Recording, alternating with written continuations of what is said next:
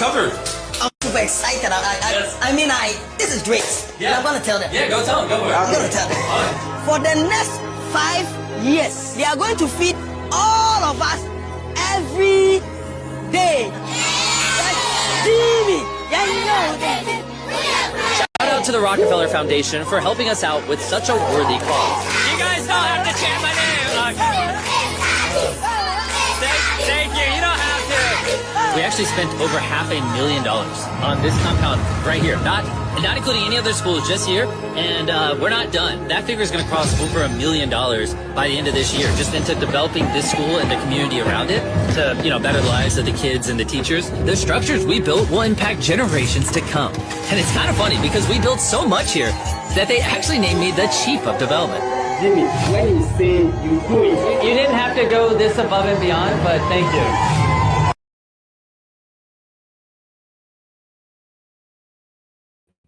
All right. Welcome to This Week in Ghana. MrBeast has now been named a development chief, and also many other stories from Popcaan also being named development chief, and many other stories from the country of Ghana. This is your bi-weekly live stream where we talk about all things Ghana related. Before we get into today's stories, we'll start with some introductions. So I'll turn it over to our co-host for today before I introduce myself.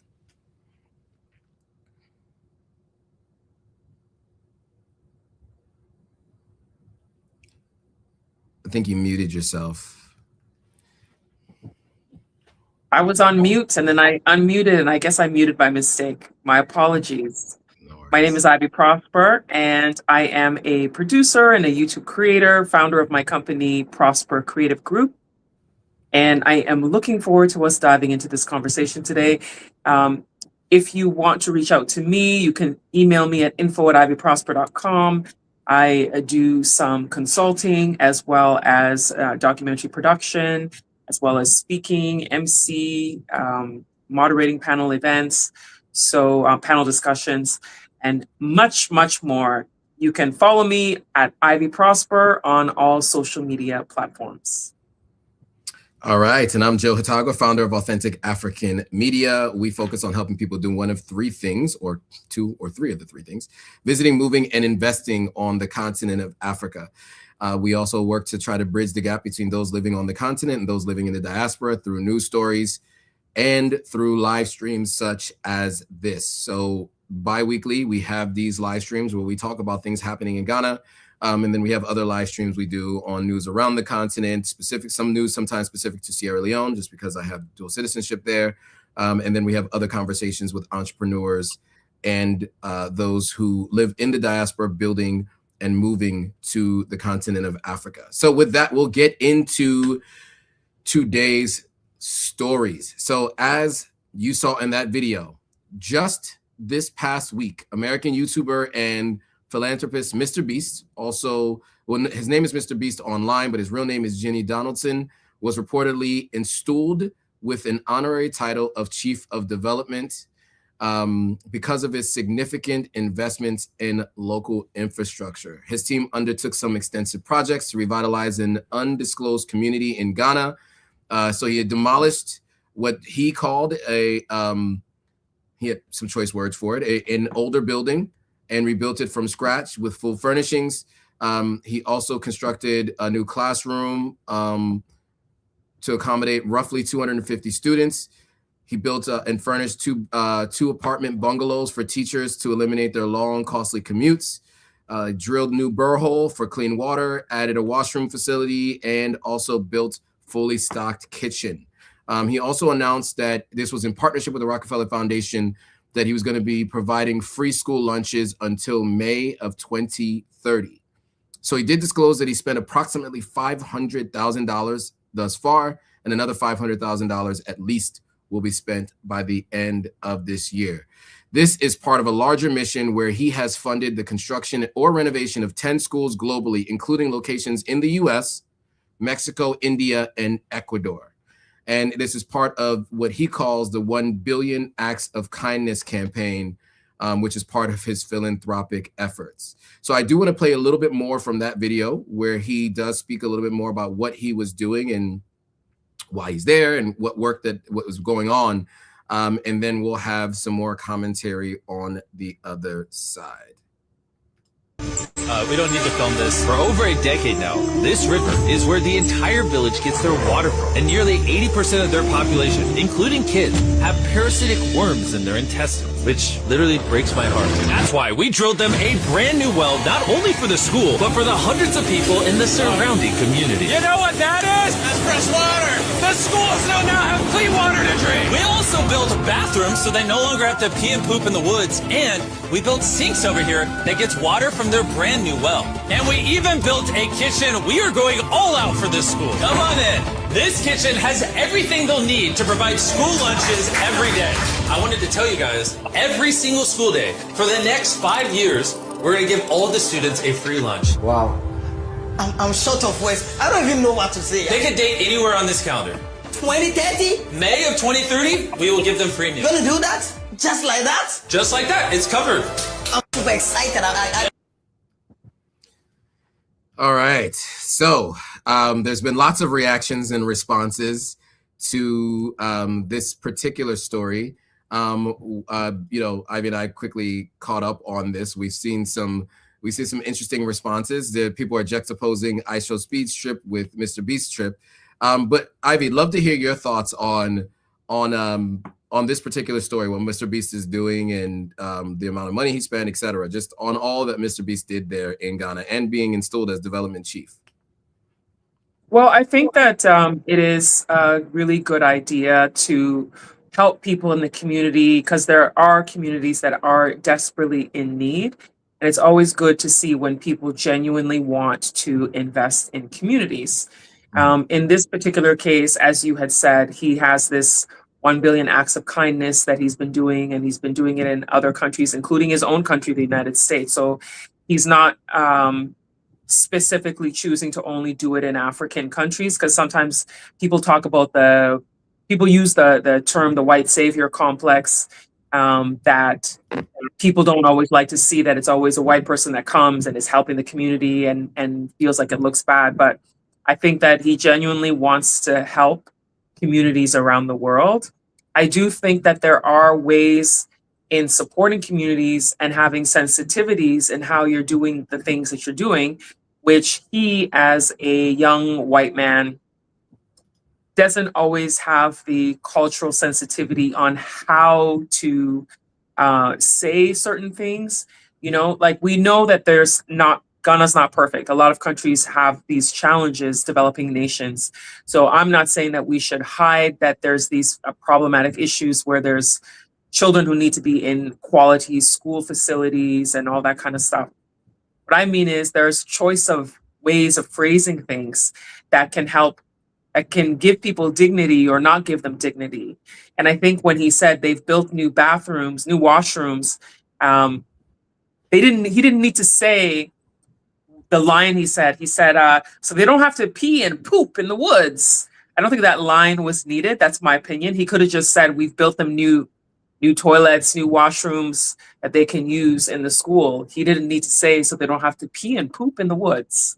I feel like that gave a visual that kind of takes away their dignity a little bit. That's my opinion. And I think that Ghana has been doing a lot of giving the development chief title to people. And I think that some of the conversation that's been happening is that it dilutes the whole idea of what chieftaincy means. Mm-hmm. And I think I'm going to speak specifically in the case of development chief. People are given the development chief title with the intention that they are going to be doing some kind of development in the community.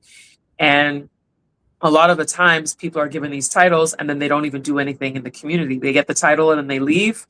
And then they tell everybody I'm a queen mother or I'm a chief in Ghana. And then it's like they haven't even been back since they were given the title. So I think that there needs to be more intentionality when these titles are given. I think it's great when someone comes and does something for a community, but I don't think that it means immediately give them a title. You know, watch how they are over the next few years, because there are some people I know who were given development chief titles who the community actually watched what they were doing over the years before they gave this title.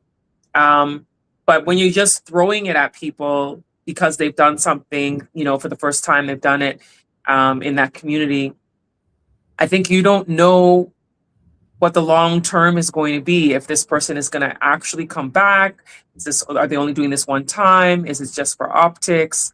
You know, I'm not saying that he doesn't have genuine intentions.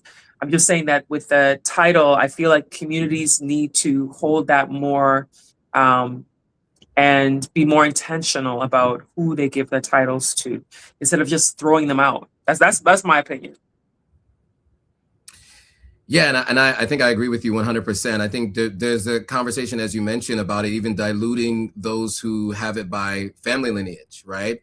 The idea of there's so many people that are named chief who haven't done much before they got the name and then aren't doing much after, than those who go through the process of being named chief based on the family lineage. I've heard two folks who actually were installed as chiefs based on their family lineage, felt like it diluted what they had done, right?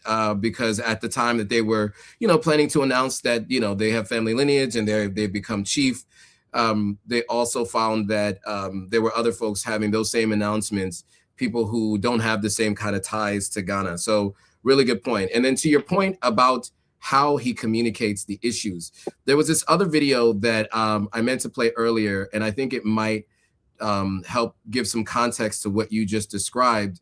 And I think it'll be good to kind of get an idea of how he describes things from time to time, which really, you know, gives some credence to what you just said. I'm just trying to figure out how to remove the other one from stage. Sorry. Take your time. You know, the internet sometimes there's some okay, there we go. That's been removed. Okay. So now let's add this to the stage and let's listen to how he described, because that video we saw, that clip, wasn't everything he said. There are some other things that he said throughout the process. Now forgive the graininess of this video. It's a video of a video. So watch what he says. Which brings us to our first school in Ghana. We built this one? No, that's the old school. You think I would build that? No. You know what that means, Chandler? Let's tear down this rust bucket of a school. Let's tear down this rust bucket of a school, right? So to your point, that was, yeah. No, do you have more? I mean, no, I'm saying, yeah. And so I to think say it was rust really important. bucket of a school. Yeah, I think it was really important to call that out. You were right about that. The language he used to describe it does strip people of their dignity, right? The way he's describing it. Now, listen, I understand if you are from that community and you feel that way and you are communicating that to other people to help get work done. But for him to say it just, there's so many different things. The optics, even though he plans to do something well, it does feel condescending, right? And he may not mean it. As you said, he's, you know, right around 30 years old. He's still just trying to understand, you know, who he is as a person. He's, you know, come to an incredible amount of wealth based on what he does. And he's trying to find a way to do this billion acts of kindness thing. But that and some of the other things that he said throughout, and he says from time to time when he comes and does some of the work he does, really does sometimes take away from the good work he's trying to do, because it does feel condescending. One other thing that I've heard people talk about is the idea that, you know, I Show Speed is done showing the world Africa's rich culture and positive side. They will send MrBeast to the remotest villages to dig wells and push the narrative Africa has no clean water. Now, my thought on this is that two things can be true, right? There was this viral post maybe about a month and a half ago that somebody sent me, where this person said, why is everybody rushing to show Africa through a Europeanized lens or Western lens, right? Africa is everything and different things to everybody, but it's not just one thing. And I think that, you know, part of that is because for so long, it's only been through philanthropic effort and aid that Africa has been seen. So sometimes you have to kind of counterbalance that history with something positive. So I do understand that the reason why people are upset, that they feel like people like a MrBeast, and there's like these skits of documentarists or people who do documentaries that come to Africa and they talk about how people are living in the bush and all these kinds of things. And what it does is it leads to the average person watching, who doesn't really have much of an education on the continent of Africa, being surprised and shocked at what they saw when IShowSpeed came to Africa. And this year, 2026, ended 2025, you saw the tears and the commentary from these people who had never seen Africa in any way but the way MrBeast is describing it in this video. And so in some cases, it can do more harm than good when you see Africa in this light. Any additional thoughts on this particular topic? No, that's it. Said it all. Yeah. So, and I will say, you know, look, if it'd be nice for MrBeast to do something else while in country, which is one of the things people are complaining about. However, that is what he does, right? His focus is on this billion acts of kindness, focusing on just what he's doing, not like going to restaurants or showing hotels or showing real estate or any of that kind of. That's not what he does, right? So yeah, that's not what he does. Yeah, he didn't come to Ghana for that. That's for sure. Yeah. Yeah. So that is one criticism, but just to be clear, that's not what he came for. But there are ways that he could have done better, and I hope that he does as he grows and learns. Now, he's not the only person, and in fact, he was the main person we were going to be talking about today. Sorry, there was someone else that was going to be the main person we were going to be talking about today until MrBeast was installed. But also, Jamaican dance hall artist. I think he also spent some time in Canada too, if I'm not mistaken. Popcaan was officially installed as a traditional sub-chief in the Asebu traditional area of Ghana's central region on the 17th of February, so about 6 days ago. He was conferred with the title development chief and given a stool name, Nana, what is it, Arko Kesi the first? So I do want to show a little bit of video from that installment ceremony, and then we'll give some commentary on the other side.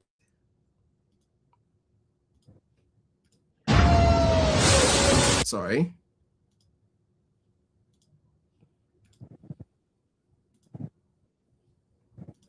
There's some audio.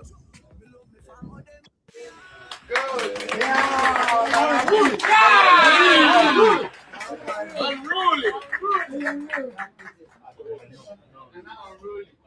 So it's all said and done. We have our and then we have some in there. I be when you want some. No more when you some. They want to put the first. Now put the first. There you go.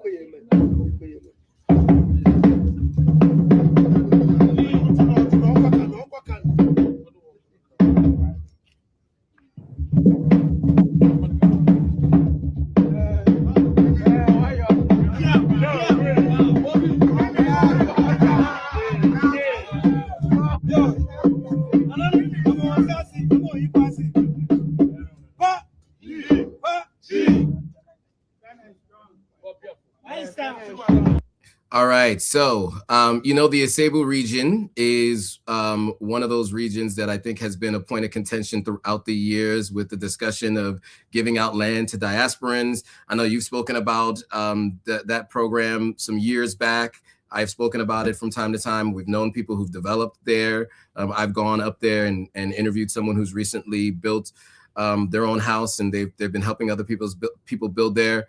One of the things I did not mention on the previous video is when you are installed as a chief under the traditional process, it is a much more rigorous process, right? I spoke to someone who was installed as a chief while I was in Ghana in December, and he was locked in a room for a certain number of days. He had to walk all the way to the river. I mean, or to the ocean. There was so many things he had to go through to show that he cares enough about where he's going to be chief. He really needed to be grounded. There was so much that went into that process. And what you see here is a much more abridged version of the process, right? A very accelerated version of the process. So I didn't want to call that out. Any thoughts though? I mean, we've kind of already talked about this around MrBeast, but any additional thoughts on the difference between the two? And Popcaan getting it as well. Well, I know that Popcaan has been coming to Ghana a number of times. He loves the country. It's my understanding that he's actually bought property in the country as well and plans to develop. He wants to do business. So he genuinely actually loves Ghana, and he's been coming multiple times over the last few years. So I don't know if he has a relationship with the community in Asebu. I haven't heard anything about that. But Asebu has so many different sub-chiefs. I interviewed the main chief, the paramount chief of Asebu. I interviewed him on my channel a few months ago. But there are sub-chiefs in the smaller communities of Asebu. So as you said, he's been made a sub-chief in one of the communities. So I just hope that it means he's actually going to be developing in that community. He's going to be developing something there and drawing attention. Because one of the things that I have noticed in Ghana is when they give these people these development chief titles, a lot of times some of them are hoping that that person can attract attention to their community, which will boost business and boost tourism, and also investing in the community. That is their hope, that this person can be somebody that can help them with doing all of that, advancing their community, you know, and encouraging others to come and visit that community. Because if he's coming to Ghana all the time and he's a sub-chief in this community, they're going to hope that he's going to bring his people every time he comes, bring more people to see what their community is all about. Right, which actually makes sense, right? I mean, so it's interesting in Ghana, you have a paramount chief, Sierra Leone, similar paramount chief, and then we have section chief and town chief. So, you know, in other countries, I have seen that they do a similar process. Now it is specific, it is titled in a specific way. And we see this in some of the comments. People are saying this is about, you know, income and ensuring that some kind of form of there's a financial exchange. And yes, I mean, obviously it's about development, right? Developing that region in a number of different ways. As you said, through bringing more eyes to the community, also potentially through other investments. So we do hope, and we'll be watching to ensure we do see that happen with not just these two, but others, right? Because there are a lot of development chiefs that we've seen installed. I think I saw about 3 different ceremonies in December that people were promoting in different places. So you know, I will say each 2 of the 3 of them I knew personally, or I got to meet over the December holiday, and it does seem like they were doing something locally, whether that's developing land and hiring people, and also like one had a nonprofit. So just in case they're watching, I do recognize that they have done work. I don't know about the 3rd and some of the others in the past, but just to those 2 in particular, I will say it does seem like they've done there's some historical context as to why they're receiving the installment chief, the development chief title. All right, so moving on from development chiefs to traders, and that is traders, people who sell and buy tomatoes, who are from Ghana, who happen to be caught, unfortunately, in a terrorist attack while doing trade in Burkina Faso.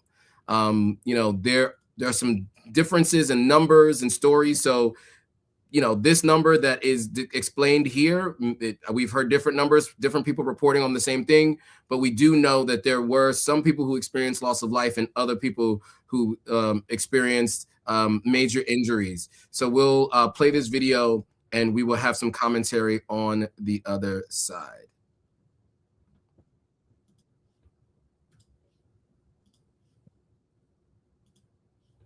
Burkina Faso, and the Minister for the Interior, Mohamed Muntaka Mubarak, has announced that the bodies of 7 Ghanaian traders killed in a terrorist attack in Titao, northern Burkina Faso, have been laid to rest.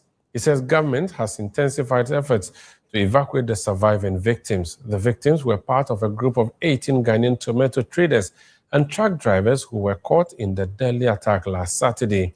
The incident also left several others injured.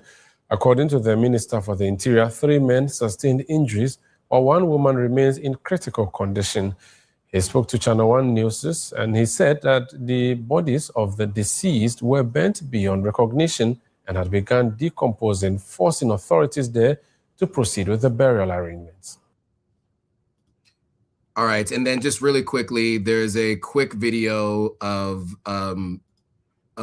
President Mahama visiting 37 Military Hospital, where he met with some of those who were injured, just to give you an idea of what those injuries look like. We'll share that here really quickly. But basically, he's talking to a nurse or a doctor there who's explaining the injuries from what we were able to gather. And you know, this is how a president should respond to a tragedy like this. I'm not speaking to any other presidents. I'm just speaking about this one, saying this is how you should respond. And I'll just leave it at that. But you can see that there were some major injuries here. Obviously, a broken arm, because you see what is the arm to kind of bring those bones together. So he's gone through surgery. You see another gentleman here, similar situation. And I will say that the reason why Ibrahim Traore, one of the reasons why Ibrahim Traore is actually, why there was more of a revolution instead of what people would consider a coup, and so many people were happy to see him there, was because these kinds of things had been happening in Burkina Faso for years. And with all of the French military, US military, other Westerners in country, there wasn't much of a stop put to these kinds of things. According to Ibrahim Traore and his government, they've been quelling some of these, pushing them back, taking back territory, etc. But it is unfortunate that this still is happening and can happen. But to be clear, from what it sounds like here, immediately Burkina Faso alerted Ghana and let them know that this happened. And they communicated all that happened and all the information, and were upfront about it. And so I think that's really important as well, so that, you know, it's clear that this happened, and they knew that it happened in their country. And so they did the right thing of communicating it with Ghana. Any thoughts on this story, Ivy, before I give mine? I just think that it's hard to know all the facts, because, as you said, some of the information is a little bit conflicting in the numbers of the people who were affected. But it happened, obviously, because these people are in the hospital. The president had visited them. I think that it is one of those things that will make people cautious about traveling into West African countries, especially at the Burkina Faso-Ghana border. At the same time, there's a lot of positivity about what the president is doing there, Ibrahim Traore. At the same time, you have these cells of people who are doing bad things. And I mean, they're not only in Burkina Faso, they're in other countries as well, and causing some of these issues. I would love to know more details about, what happened when the confrontation happened and everything, because it can also help us to inform on how we handle ourselves if we travel into areas where there are some of those terror situations happening. Because overall, a lot of West Africa is generally safe. It's just you do have these things that you have to be cautious of and be aware of the potential of it happening, because there are cells of people who are doing these things. So I think it's an unfortunate thing. And what it makes me think about is trying to focus more on our business within the country as well. I'm not sure, I don't know all the details. Were the tomato farmers, were they going there to get tomatoes to bring to Ghana, or were they taking tomatoes from Ghana there? Because my understanding is a lot of the tomato farming in Ghana is really almost non-existent. A lot of the tomato farms and tomato factories that were here during Kwame Nkrumah era, have collapsed over the decades. And so I know that Ghana imports a lot of tomatoes. So what I'm wondering is, did these people go there to go and get tomatoes that they were bringing into Ghana? Yeah, all great questions. And the next story we will talk about kind of speaks to some of the changes that President Mahama in Ghana wants to make. But yeah, I mean, to your point, I think, the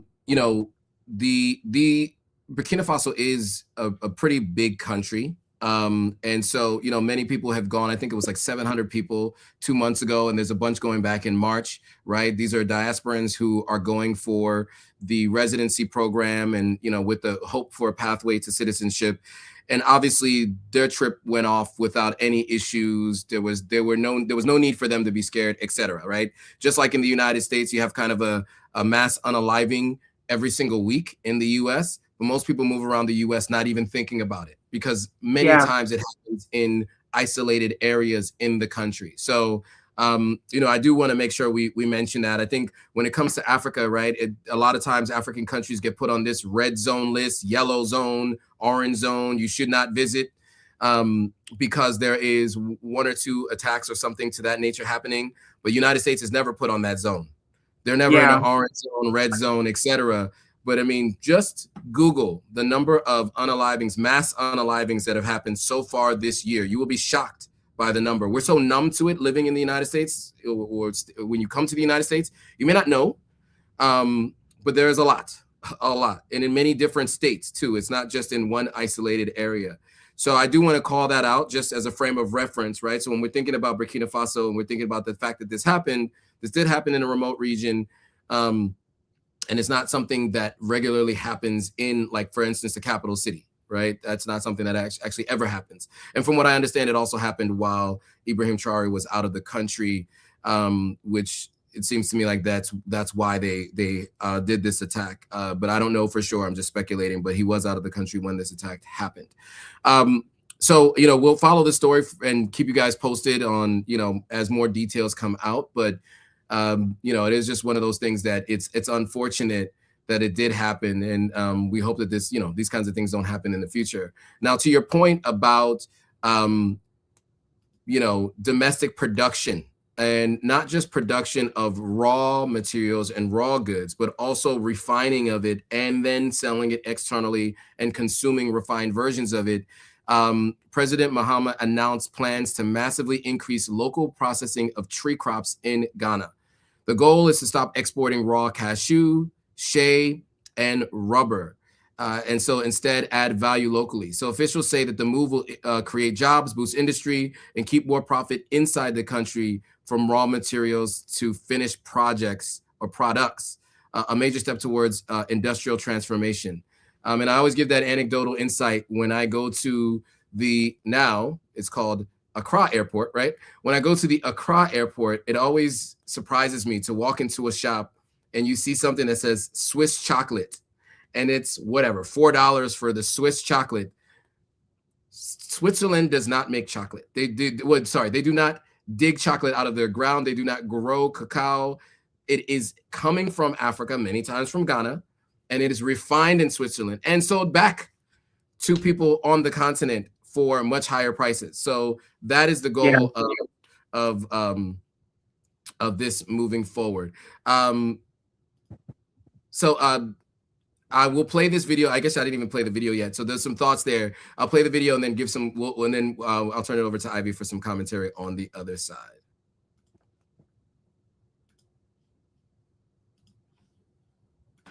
We will no longer export raw cashew, raw shea, or unprocessed rubber, while importing the same finished products at higher prices. And so our target is clear: 50 to 60% local processing annually, expansion of agro-industrial parks, incentives for private sector processors, and stronger regulatory oversight through the Tree Crops Development Authority. Under the National Policy on Integrated Oil Palm Development, we call it the Red Gold, government is committed to invest $500 million to develop 100,000 hectares of oil palm and create 250,000 direct jobs. If we achieve this target, it will eliminate the 40% oil palm imports that we import from other areas and make Ghana a net exporter of oil palm. And so this is consistent with our pledge to scale up high-impact agricultural value chains with strong private sector participation. All right, Ivy, your thoughts on this plan and this announcement? I think that it's important for us to start really focusing on doing what he's talking about, because it's been decades of Africa sending out raw goods that other people process and refine and then send back to us. So I think that this initiative is a really good idea. I just hope that there's a planned execution, and that it's sustainable, because sometimes we make announcements, we have great excitement and hope, and then there's no execution of the announcement. Then next thing you know, years pass and then it gets forgotten. So I hope that there is an execution in place, because I think it's a great idea. Just need to have it to be executed and to have people on board too, because you could be the leader about an initiative and you have all these great ideas, but if the people around you are not also, on board with it, then it's hard to kind of get it going. So I hope that the people who are surrounding him are also on board and also are going to be strategic in putting this into action. Absolutely. And to that point, he will be out of office before the expected timeline for this to happen, right? So the expectation is 5 years, he mentioned. I think he'll be out of office in 3. And so that would mean that the next administration, if it's another party or even of his own party, would need to want to continue to do this. And I think that's one of the challenges we see with long-term visions on the continent. And this is why you hear people talk about benevolent dictators, and they think maybe Africa needs a strong leader for an extended period of time, because every time a new person comes in, things change. I don't know if I agree with that, but that's what I hear. I mean, I think there are probably ways that people can continue things that are good for the country, regardless if another party or another individual started it. But that is a whole nother discussion. But you hear that a lot, and that's why someone like Kagame, for example, has been applauded for what he's done in Rwanda, because he's been in power since I was in high school. And you may not know it, but I was in high school 22 years ago. So he's been in power for a significant amount of time, and so obviously since longer than that, right? More than 22 years he's been in power. So but obviously he's been able to realize a vision that people applaud very often when they talk about countries on the continent. So I hope, as you said, that whoever is around him will implement. Those who take over will continue the implementation of programs. So all great points. All right, so now moving on to Mahama speaking to the AU and explaining to them that they must recognize that slave trade as a crime against humanity, and the AU actually accepting that. But we'll play a little bit from his talk in front of the AU, and then we will have some more commentary on the other side. And the AU is African Union, for those who may not know. Reparations for the transatlantic slave trade, colonialism, and apartheid were designated as a flagship priority of our union. In line with that decision, I was entrusted with the mandate to serve as African Union champion for reparations. This is not merely a title, it's a solemn obligation to pursue truth, recognition, and justice for our ancestors and for generations yet unborn. At the 80th session of the United Nations General Assembly in September 2025, I announced that Ghana would lead the effort to table a resolution declaring slavery and the transatlantic slave trade as the gravest crime against humanity. That commitment marked the beginning of a structured diplomatic and legal process. I directed the Minister of Foreign Affairs to establish a high-level committee to coordinate consultations, refine the legal framework, and prepare a draft text consistent with international law and diplomatic practice. All right.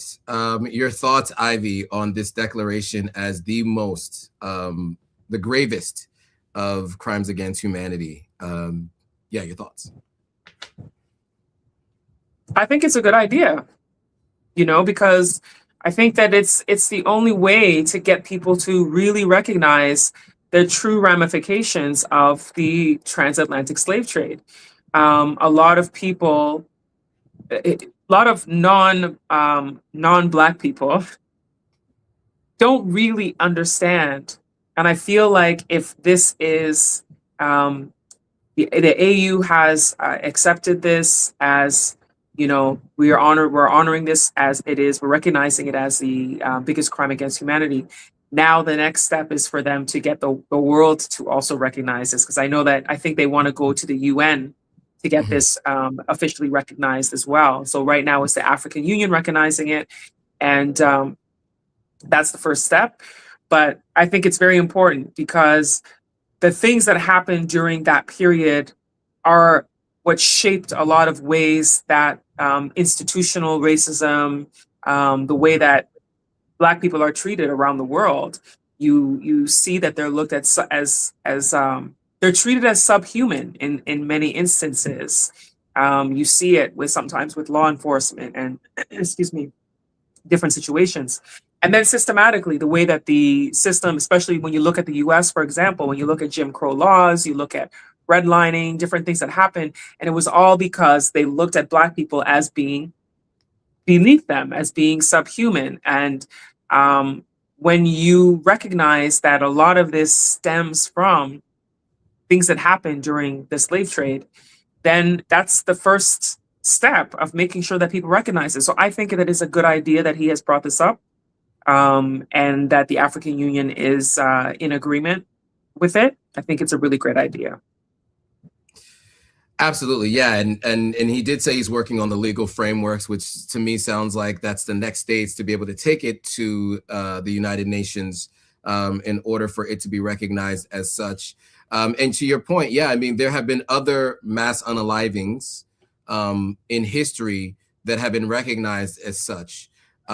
There are conventions, there are rules of law and war built around them. The idea of genocide and its the description of genocide comes from these kinds of resolutions, right, that have happened previously, specifically of what happened in Germany, that kind of what led to World War II. And so, yeah, I think it's important to go through the proper channels if necessary to ensure that it gets that designation. And then the hard part of actually pushing to get the actual reparations is like step one will have been done, because there is a lot more that has to be done. There's a lot of questions around who, how much, where, when, all those things are still to be determined. And obviously there's a movement here in the United States, and I think that there's some movements across the African Union as well.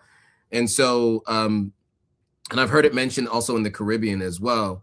Ideally, these three groups work together to push through these resolutions, as did those coming out of Germany in the 1940s and 50s, and those kinds of conversations, with what happened there, because I think that was about 12 million, or sorry, less than 12 million. I think it was 6 million. I think what they say about 6 million people is what happened there. And then when you think about the transatlantic slave trade, or even what happened with King Leopold himself was 12 million, right? You talk about the transatlantic slave trade, the numbers are something around 40 to plus million people taken into captivity. They say the numbers are kind of vary from, historian to historian, but something like 20 something to 30 something million were unalived through the process, right? So, if you just take those numbers into account, we're talking over 40 million on just the two instances I just discussed.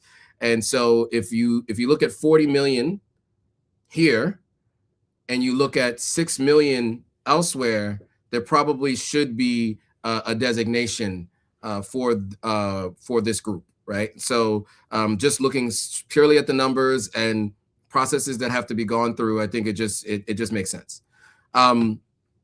Okay, with that, there was one last policy that Muhammad signed into place. He's been a very busy man over the last couple of weeks. I know that he had made a lot of announcements in his early days as president. And I think that's probably one of the things you'll notice as someone who has been president before, out of office, then comes back. They know how to execute on certain things. And so for good or for bad, depending on the country we're talking about.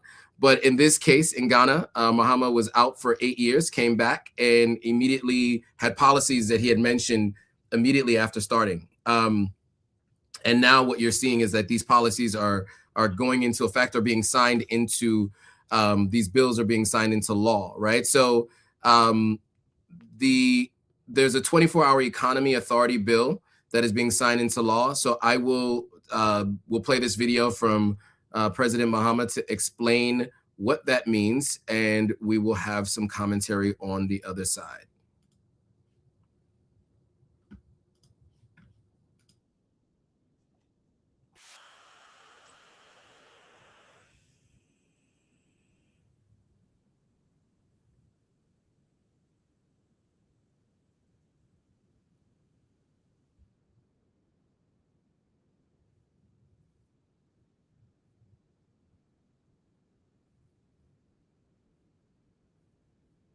There's no sound.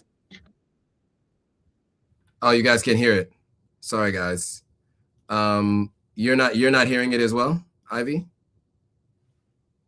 Okay, No, I don't hear it. I don't hear anything.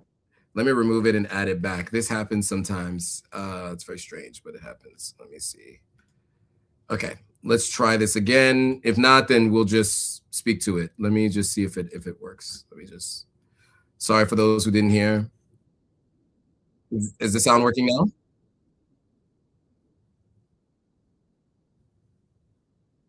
No? Okay. No. So what he said is he just made a signature for the 24-hour authority bill. So we'll just then speak to it and then give some thoughts. So Ivy, do you want to give everyone maybe a little bit about what this bill represented and what it was? Because he mentioned that it's people been. So what he says in this video, maybe I should do that really quickly. What he says in this video is it's been a long time coming, had to go through the proper steps. There's something that people have really wanted in Ghana for a very long time. And he's happy that it's finally come across his desk so he can sign it. That's basically what what I was listening to at that point before we paused the video. But do you want to give some background to what the bill entails and how you feel about the bill? Well, what I know is that President Mahama ran his campaign for his presidency on the 24-hour economy was a slogan of his throughout his presidential campaign. And so it was all about getting Ghana to shift to having a 24-hour economy where things can be working 24 hours a day in order to help to improve the country's efficiency in production, in getting people jobs, because if you're working around the clock. So in countries like the US and in Canada, you have companies that work 24 hours a day. You have shift work, you have day shift, night shift, afternoon shift. So there's always somebody who's working. There's always, the business is always moving. The engine is always going. But in Ghana, by the time it's 6 o'clock, you see a lot of people packing up. They're done work. There's not another shift taken over.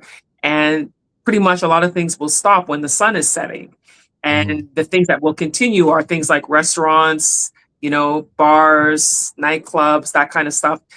That's the kind of stuff that keeps going on and on and on. I feel like Accra Mall is one of the places. Accra Mall, Junction Mall, West Hills are the places where you can guarantee the stores will be open till 8 p.m., sometimes 9 if it's a weekend, if it's a Friday. And then in Osu, there's things that are open late, but if you have to get something in an emergency, shopping, that kind of stuff, things close pretty early in Ghana.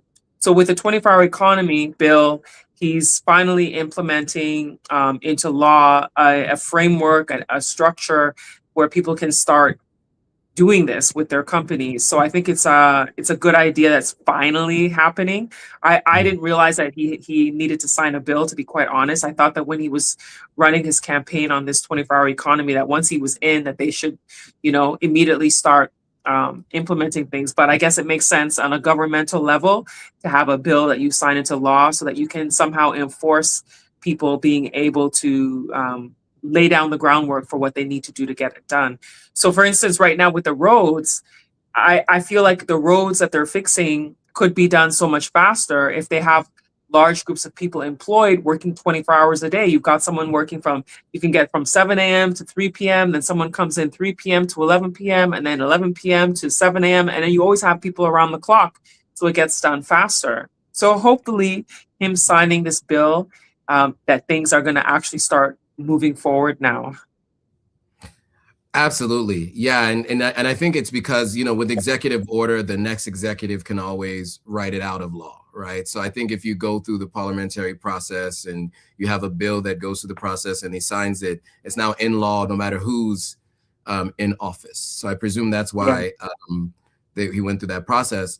But to your point too, you know, I've worked at a company where we used to go to factories and the number of staff that would deplete after 6 p.m. I've been very late to meetings from time to time, Ghana man time. And when I got to a meeting in Tema at some of these factories, some of these brands that are very big brands in Ghana, pick one, you guys are familiar with them.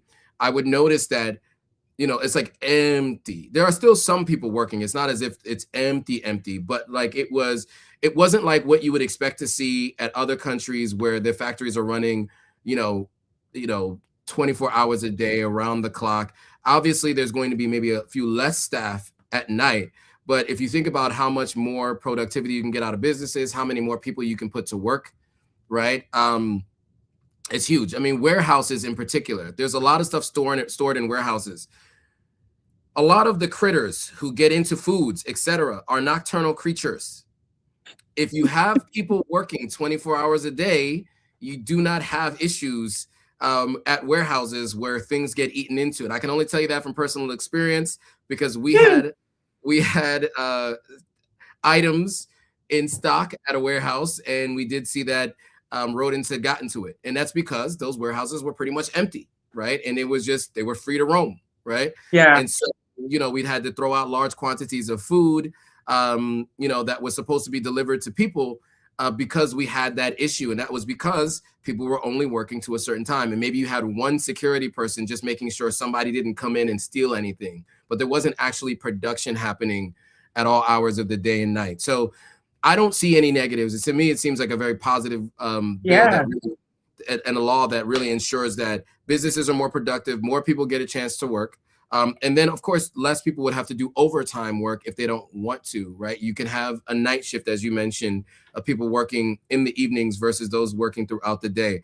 So, yeah, I'm looking forward to seeing how this increases production and gets more people to work. Yeah. So, you know, and I was shocked to see that we had rodents eating into some of the non-perishables in the warehouse. And I found out later it's because there wasn't too many people in the warehouse in the evenings to be able to handle that. That's anecdotal, but just saying, I mean, you can imagine how many businesses where they run into these kinds of issues.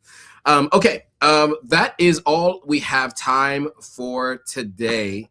For those of you who've watched this long, I want to thank you guys for watching. Some of you who joined late, I know you were commenting on some of the earlier stories, so we couldn't get to some of your comments because we were kind of 20 minutes past some of those comments. So, you know, for those of you who were on time, you know, hopefully you guys got a chance to follow along with us. Those who are watching back later, you know, you can always go back to the beginning to watch and also comment, and we will respond to the comments afterwards in any case. I see somebody here saying that they're related to me. They have their dad is a Hatagwa. Yes, I'm sure. I find out every week there's a new Hatagwa. Oh. All the time, especially because of Facebook. Facebook is where I get all the connections from all these Hatagwas. But anyway, to stay on topic.